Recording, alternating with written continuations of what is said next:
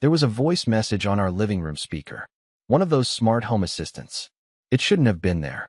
It wasn't meant for me. It started playing on its own when I asked it to turn off the lights. Hey babe, I can't stop thinking about last night. You have no idea what you do to me. The way you said you wanted. I froze. Every molecule in my body just stopped. That wasn't my voice. And she wasn't talking to me. I stood there, barefoot, holding a bowl of leftover chili, trying to process what I had just heard echoing through the walls of the home I thought was safe. My first reaction wasn't anger. It was confusion.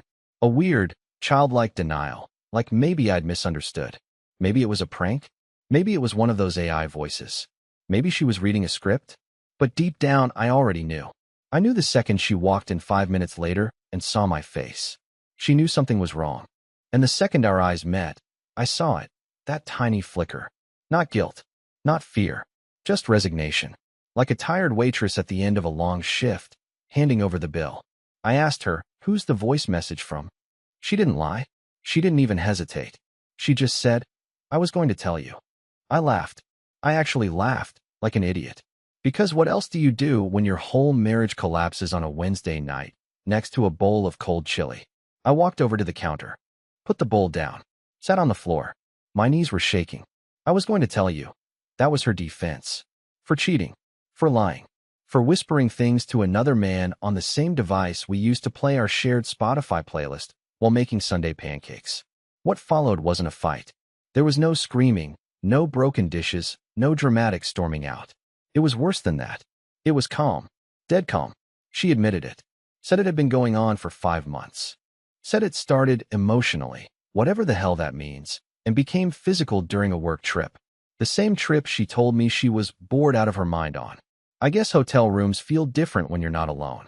She didn't cry. I did. I cried like a stupid little boy, snot and all. And she just sat there, watching me like I was a documentary she'd already seen. I begged her to stop talking. She didn't. She just kept explaining, rationalizing, dissecting our marriage like it was a frog on a high school lab table. Like I was supposed to be proud of how honest she was being now. "You deserve the truth, Lenny," she said. Truth? Truth is, I haven't slept in 2 nights. Truth is, every object in this house now feels like it's mocking me. Truth is, she ended 10 years of marriage in 10 minutes, with a voice message I wasn't supposed to hear. And the worst part? That message is still saved in the cloud somewhere. Waiting. I didn't sleep that night. I didn't even try. I just sat on the couch where the voice message had played. The same couch where we used to watch dumb crime shows and order Thai food, trying to figure out what was real and what wasn't. I kept asking myself, had I missed it? Or did she just get that good at hiding? Around 4:30 a.m., I went into the bathroom. I stared at myself in the mirror for a long time. My eyes were bloodshot. My mouth had that weird twitch it gets when I'm trying not to cry. And behind me, on the shelf, I saw a silver picture frame, one we got from a flea market in upstate New York. It held a photo from our 7th anniversary trip. The kind of photo that screams, happy couple. Arms around each other, big grins, a mountain behind us like we're conquering the world together. But the moment I picked it up, I froze. There was something behind the photo, tucked inside the frame, like a secret. My hands were trembling as I slid it out. It was another photo, one I had never seen before. It was her. And him, the man from the voice message. I didn't recognize his face, not fully. He had that generic tech guy with a startup beard look. They were sitting close at a restaurant, possibly in another city, smiling in that too comfortable way. Not awkward, not new. Familiar. Intimate. The timestamp on the back said August 3rd. I remember that day clearly because I was in the hospital. My dad had fallen and broken his hip, and I stayed overnight with him. She told me she was working late. She wasn't. My legs gave out, and I sank to the floor. I don't know how long I sat there. But I must have made some noise, because I heard the bedroom door creak open behind me. She was awake. Or maybe she never slept. She didn't say anything at first. Just stood there in a t-shirt, watching me hold the photo like it was a burning confession. "You weren't supposed to find that," she finally said. I looked up at her, eyes full of disbelief. "You had a photo of him? In our anniversary frame?" She nodded, slowly, like this was normal. Like this was a conversation. I needed something real. Something to hold on to. Something that reminded me what it felt like to be me. I laughed. A dead, hollow sound that even scared me. You had me. You had this house. Our life. Our memories. 10 years of real. She cut me off. No. I had safety. Routine. A man who tried so hard to make me happy he forgot to ask if I was actually alive. Those words. God. They sliced through me like ice water. She said them with no venom. Just, matter of fact. Like I was a character in her novel, and she had just written my final scene. I wanted to scream. I wanted to shatter the picture frame into a million pieces. But all I could do was whisper, "Who is he?" She hesitated. For the first time, she hesitated. "He's no one you know," she said. Too quickly. I stood up, walked past her into the bedroom, opened her phone. I didn't care anymore. Morality, privacy, it all felt like jokes for happier people. Her passcode was the same as it had always been. Our wedding date. She hadn't even changed that. And when I opened her photo gallery, I found him, and I didn't know him. I sat on the edge of the bed with her phone in my hands, heart pounding like I'd just run a marathon through hell. There was a folder in her photo gallery labeled Work Trip, Seattle. I had never been to Seattle. She had. Last fall.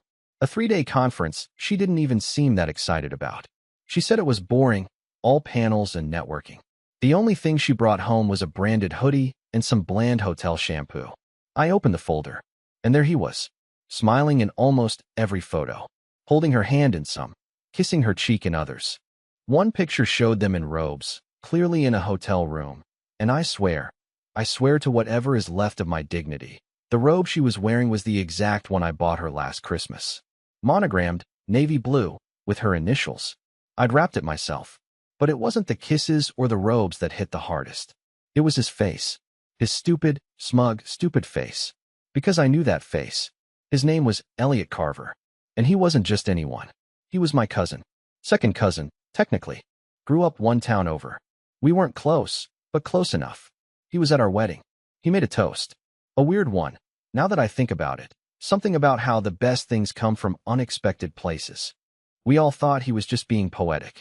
Maybe he was confessing something right in front of everyone, and we were all too busy clinking champagne glasses to hear it. He and Delaney barely spoke that night. Or so I thought. I remember catching them in the kitchen once, whispering about something. She told me later they were just arguing over what wine to bring out next. I didn't think anything of it. Why would I? That folder had over 40 photos. Multiple trips. Different cities. Different outfits. Some were selfies in bed. Others were clearly taken by waiters or strangers. There was one at a vineyard, the same one we got married at. They were standing by the arch where we exchanged vows. I nearly dropped the phone when I saw it. She went back to the place we got married. With him. And never told me. I felt this deep, raw howl build in my chest. Not the kind you let out. The kind that crushes your lungs and settles into your bones. I didn't scream. I didn't cry. I just sat there, still as stone, while Delaney stood in the hallway, watching me like a stranger waiting for a bus. Awkward, silent, detached. When I finally looked at her, she didn't look away. "You knew," I said quietly. "You knew I'd find out eventually." She nodded once. Like this was a formality. Like we were finalizing paperwork. "Why him?" I asked. Of all people. Why Elliot? Her answer was so simple, so casual, I actually felt dizzy. Because he listened. That's all she said. Like that was an explanation. Like 10 years of shared history could be undone because Elliot listened. Like my late-night runs to get her favorite ice cream during migraines, or taking care of her mom after surgery, or building her a reading nook from scratch in the guest room didn't count because I didn't listen the right way. I stood up. My hands were shaking so badly, I nearly dropped the phone. I walked toward her. Not aggressively. Not to shout.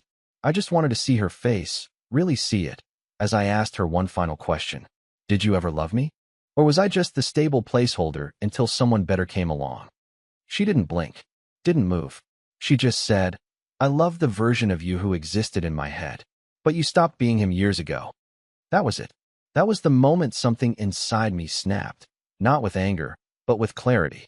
I realized then that Delaney wasn't the person I fell in love with. Maybe she never was. Maybe I was in love with the idea of her. Or maybe she just changed into someone I never saw coming. Either way, the person in front of me was no longer my wife. And maybe she never truly had been. The house was quiet for 2 days after that.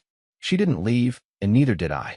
We orbited each other like ghosts, polite nods, a closed door here, a silent passing in the hallway there. No shouting, no conversations, just emptiness.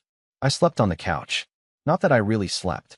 I just lay there, eyes open, ears tuned to every creak in the walls. Every time she moved upstairs, I flinched like I was being hunted. On the second night, around 2 a.m., I got up to grab some water. I didn't turn on the lights. I didn't want to see the living room in its full betrayal-lit glory, the same room where we had slow danced once, barefoot, after too much wine. It all felt like a set from a play that had been canceled halfway through opening night. As I passed by her office, I saw the door was slightly open. That wasn't normal. Delaney was always obsessive about closing it, even when she left for 5 minutes. I hesitated, then pushed it open slowly. The lamp on her desk was still on, a soft golden pool of light spilling over invoices, a cold cup of tea, and a leather notebook she'd had for years. I don't know what made me do it. Maybe I was looking for a confession. Maybe part of me still wanted to find some other explanation, something that would make the last week feel like a misunderstanding instead of an execution. I opened the top drawer. Bills. Sticky notes. A receipt for a spa appointment I hadn't known about. The second drawer was locked. It had never been locked before. I stared at it, heart pounding. Then I remembered something. She kept an old bobby pin tucked inside a candle jar in the living room. Some weird habit she picked up during her DIY era.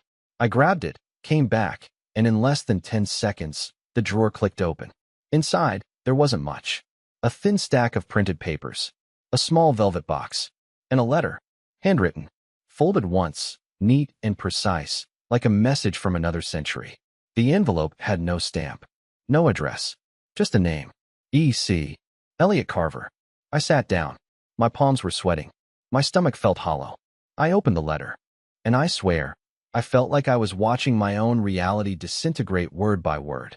Elliot, I know you asked me not to write this down, but I need to. I need to see it in ink, to feel like it's real. I hate sneaking around. I hate the guilt. But I also hate what my life has become with Lyle. I know that sounds cruel, but it's the truth. He's safe. Predictable. He gives me stability, but I feel like I'm slowly dying in a routine I never agreed to. With you, I feel like I exist. Like I'm seen. I can't keep pretending. He's starting to notice. The little things, the long hours, the texts I delete, the distant smiles. I'm scared he'll put it together before I'm ready. I'm scared he'll react the way he always does, quietly, passively, with those sad eyes that make me feel like the villain in a story I didn't mean to write. I want to leave, but not yet. I need to do it right. Please don't give up on me. D. I read it 3 times. Then again. Each time, I caught something new. The villain in a story I didn't mean to write. That line haunted me. It was so carefully written, so rehearsed. She didn't just fall into this. She had planned it. This wasn't a one-night mistake. This was an escape. And I was the prison. I sat there, staring at the words like they might rearrange themselves into something kinder, something forgivable. But they didn't. They stayed sharp and deliberate. A letter to the man who had been with my wife, emotionally, physically, maybe even spiritually, while I was still setting timers on the oven for her favorite banana bread. I opened the velvet box. It held a ring, not the wedding band I gave her. This was something else entirely.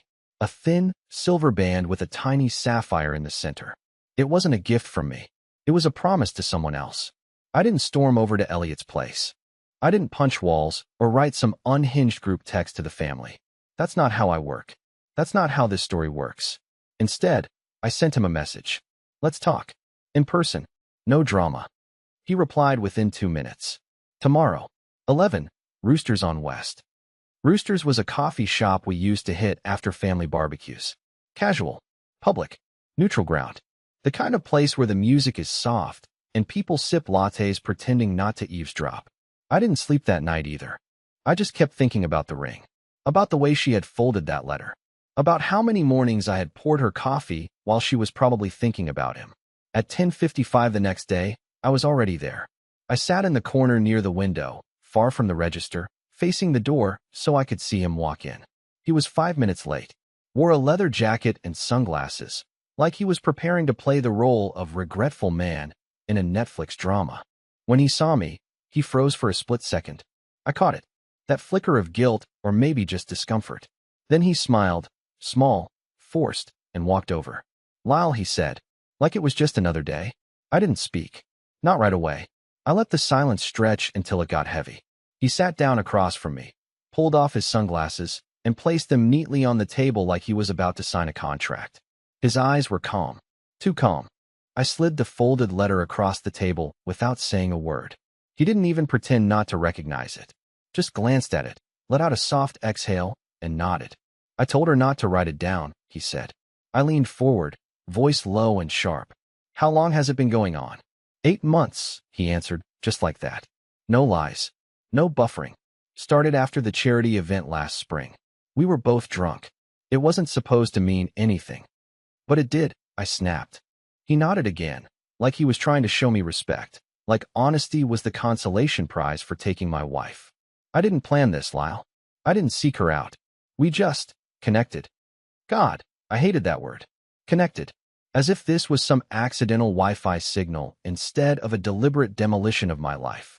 She was unhappy, he added, almost defensively. She told you that, did she? I said, between the hotel sheets and whispered lies. He winced a little. That finally hit. You should have come to me, I said. You were family. Blood. He looked out the window for a moment. His jaw clenched.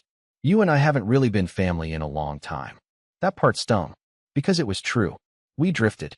He became the career guy, the golden nephew with business cards and investment tips. I stayed the guy with sawdust in his pockets and a garage full of half-finished furniture. But I never hated him for it. I never thought he was capable of this. What's your plan? I asked. You two gonna play house now? Move into a condo in the city and pretend this didn't start in betrayal? He didn't answer right away. He folded the letter, slowly, like it was something sacred.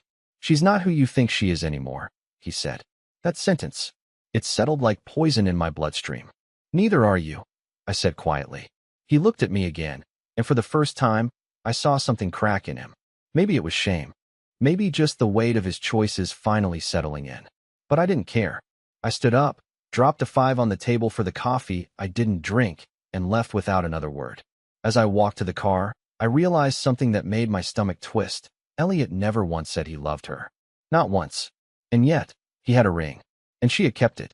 After meeting Elliot, I didn't go home. I couldn't. I drove around aimlessly for hours, letting the silence of the car absorb the rage I couldn't express in that cafe. Every light I hit felt like punishment. Every couple I saw walking hand in hand on the sidewalks made my teeth grind. I couldn't shake the image of that letter. Her handwriting. That ridiculous little loop she always put on her Ds, like she was still 16 writing in a diary.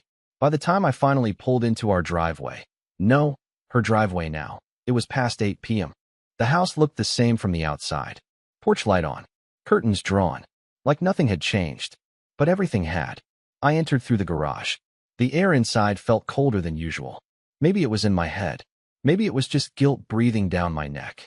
I walked upstairs, went into the bedroom, and saw her suitcase already half-packed on the floor. She was in the shower. I could hear the water running. A long, hot escape. I stared at the open suitcase for a moment, then turned and went into her office again.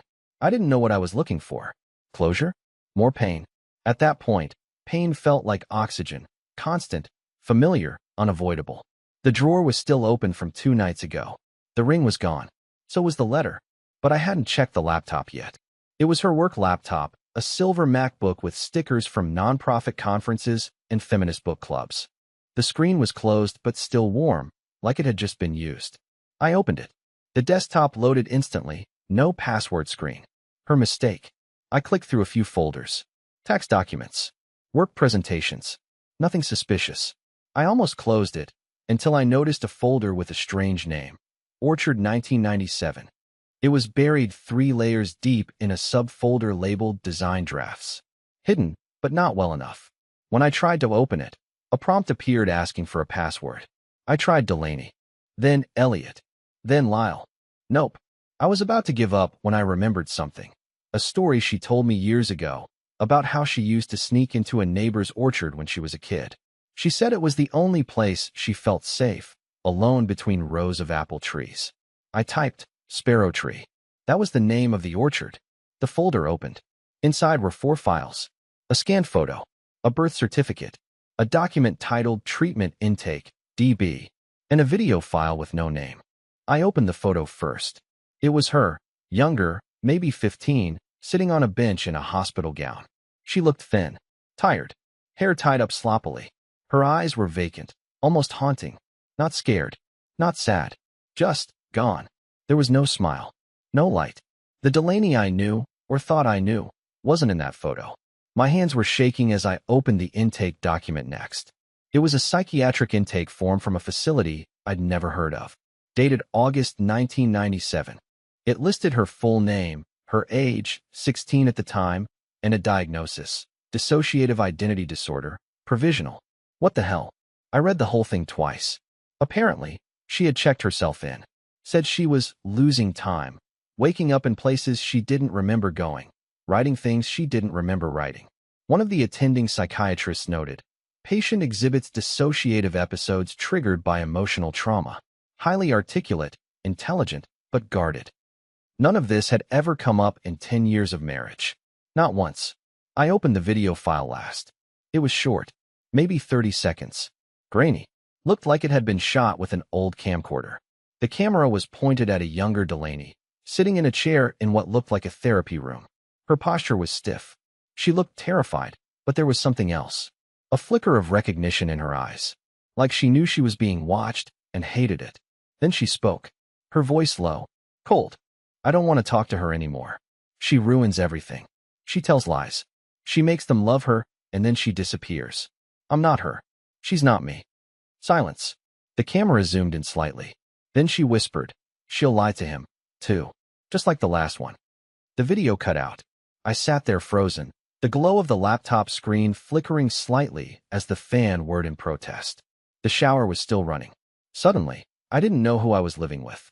Not just in the metaphorical sense, I mean literally. That video, that folder, that version of her. None of it matched the Delaney I thought I'd married. Was this an illness she hid? Something long buried that came back? Or had she always been fractured, wearing a mask so well that even she believed it? And then a more chilling thought hit me. What if Elliot didn't know any of this? What if he wasn't just the betrayer, but the next victim? The shower turned off just as I closed the laptop. I didn't know what I was going to say. My heart was pounding like I had committed a crime. My hands were shaking so badly I had to sit down before I collapsed. 10 years together, and yet I suddenly felt like I was about to confront a stranger who had broken into my home and slipped into my wife's skin. When Delaney walked into the bedroom, her hair was wet and her face clean of makeup. She was wearing one of my old t-shirts. For a second, just 1 second, she looked like the girl I used to know, the one who made pancakes at midnight and cried over documentaries about oceans. But that second passed, and what was left in its place was something unreadable. Not anger, not guilt, just a blank calmness that unsettled me more than if she had started screaming. Are you okay? She asked. Her voice was light, almost casual, like I hadn't just dug into the part of her life she had clearly buried beneath 1,000 locked drawers. I didn't answer. Instead, I pulled up the chair and sat in front of her, laptop on my lap, the video file still open on the screen. She didn't look down. She didn't even flinch. She just stared at me, waiting. Who is she? I asked, my voice quieter than I expected. The girl in the video. Delaney took a slow breath, like she was inhaling something toxic and trying not to choke on it. You weren't supposed to see that, she said. Too late. She finally looked at the screen. The paused image of her younger self, pale, sunken-eyed, furious, glowed between us. That was a long time ago, she said. I was unwell. No, I said sharply. That's not good enough. Unwell is a fever. This, I pointed at the screen, is a whole other person talking through your face. Her eyes flicked to mine, and for the first time, something inside her cracked. Not her voice, not her posture, just her expression. Like whatever wall she had built inside herself had developed a hairline fracture. I was diagnosed with DID, she said, but it didn't stick. The doctors changed their minds later, said it was just trauma, dissociation, coping mechanisms. Labels never helped. I spent years being told what I was by people who didn't know me. But you never told me, I said. In 10 years. Because I got better. Better, I said, laughing bitterly. You're cheating on me with my cousin. You've got locked folders full of psychiatric files, And you're keeping engagement rings from other men. This isn't better, Delaney. This is a facade. Her face tightened. Don't pretend you've never hidden parts of yourself. That's not the same, and you know it. We sat there for a long time in silence. The kind of silence that bends the air, thick and claustrophobic. Then, finally, she sat down across from me, folding her legs under her like she was settling in for a confession. There are parts of me you were never supposed to meet, she said. Not because I wanted to lie to you, but because they were dormant. I spent years trying to suffocate them. Meds, therapy, meditation. But sometimes, under enough pressure, under enough loneliness, she comes back. She? I asked. Is this still you talking? She didn't answer that. Not directly. Instead, she reached out, slowly, and closed the laptop. Like she couldn't bear to look at her past anymore. I never planned to hurt you, Lyle, she said. But I didn't know how to explain what was happening without destroying everything. You destroyed it anyway. I know. She stood up, walked to the window, pulled the curtain back just slightly, and stared out into the street.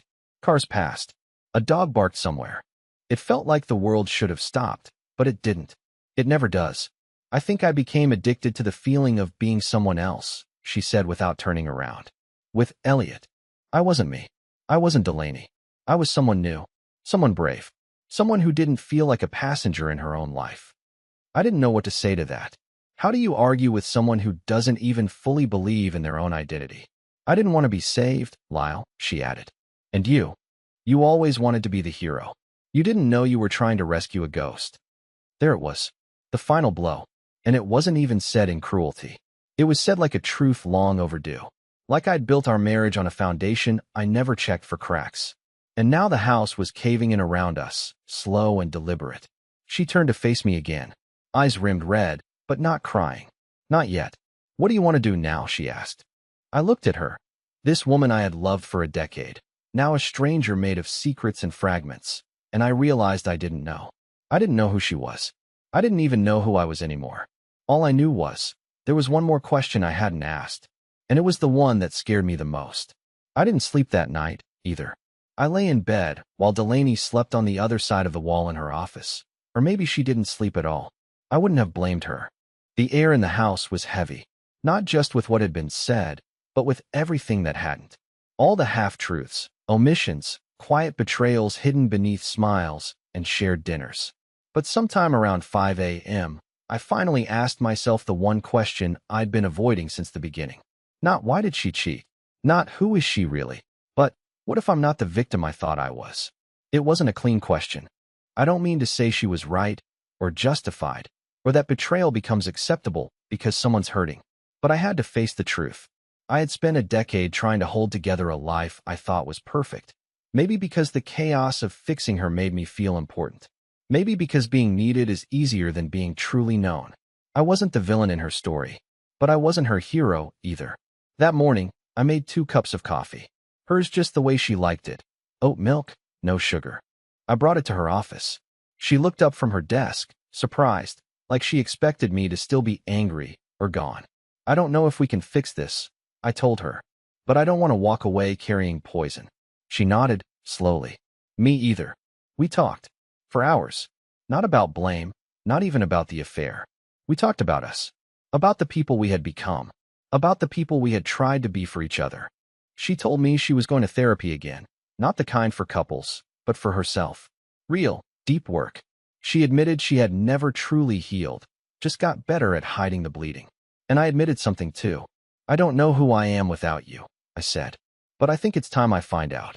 We didn't have some grand, tearful reconciliation. We didn't run into each other's arms. That's not how real life works. Instead, we made a plan. A temporary separation. A pause. She would stay at her sister's for a while. I would stay here. And for the first time in a long time, we wouldn't make promises we couldn't keep. The next few weeks were quiet, but not empty. I started walking again. Reading. I rebuilt the broken bookshelf in the garage, the one I'd always said I'd get around to fixing. I opened a notebook and started sketching furniture designs like I used to back in college. I took myself out to dinner. Alone. It was awkward at first, but then kind of beautiful. I remembered what it felt like to be still. Delaney sent me a message 2 weeks in. Thank you for not turning this into war. I replied. Thank you for finally being honest. And then silence, but a peaceful kind. Months passed, and one day, without planning it, we crossed paths again, at a bookstore of all places. She looked different, softer, less weighed down, and she smiled like she meant it. We got coffee. We talked. We didn't bring up the past, just shared where we were now. She was moving out of state, starting over. I was opening a small furniture studio, and before we parted, she said something I'll never forget. I don't regret our time, even the broken parts. You were the first person who made me feel like maybe I could have a future. I smiled and said, you were the first person who taught me how to let go. We hugged, and it wasn't painful. It was full of peace. That was the end of us, at least as husband and wife. But it was the beginning of something else. Me. And for the first time in my adult life, that felt like enough.